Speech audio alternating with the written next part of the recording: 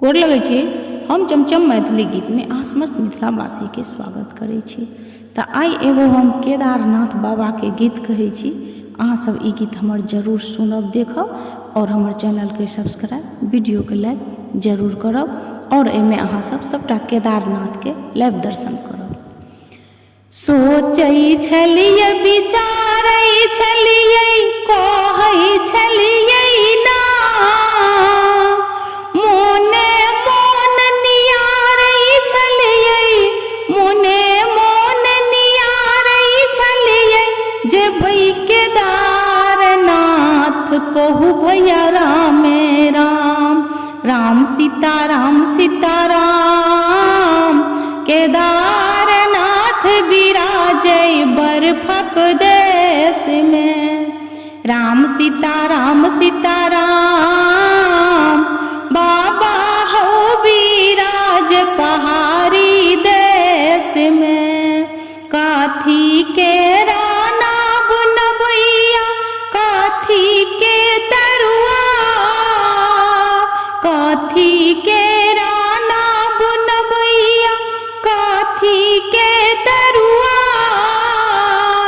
कोने लाला खे बनिहारा, कोने लाला खे बनिहारा, के उतारे पार कहू भैया रामे राम, राम सीताराम सीताराम। केदारनाथ विराजै बर्फक देश में, सोना के राना बुनबैया, रूपे के तरुआ, सोना के राना बुनबैया, रूपे के तरुआ। भैरव लाला खे बनिहारा, भैरव लाला खे बनिहारा, बाबा उतारे पार कहू भैया रामे राम, राम सीताराम सीताराम।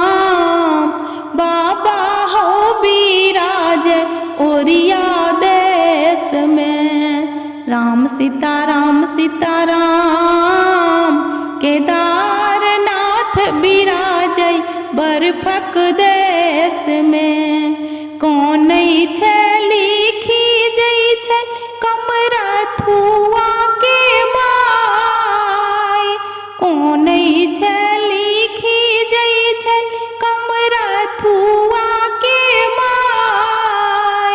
हमारो बेटा संग के यो नहीं जाय कहू भैया रामे राम, राम सीताराम सीताराम।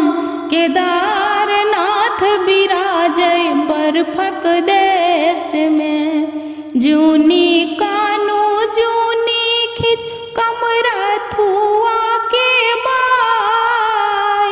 तोहरो बेटा संग भैरो बाबा जाय कहू भैया रामे राम, राम सीताराम सीताराम। बाबा हो विराज पहाड़ी देश में, राम सीताराम सीताराम।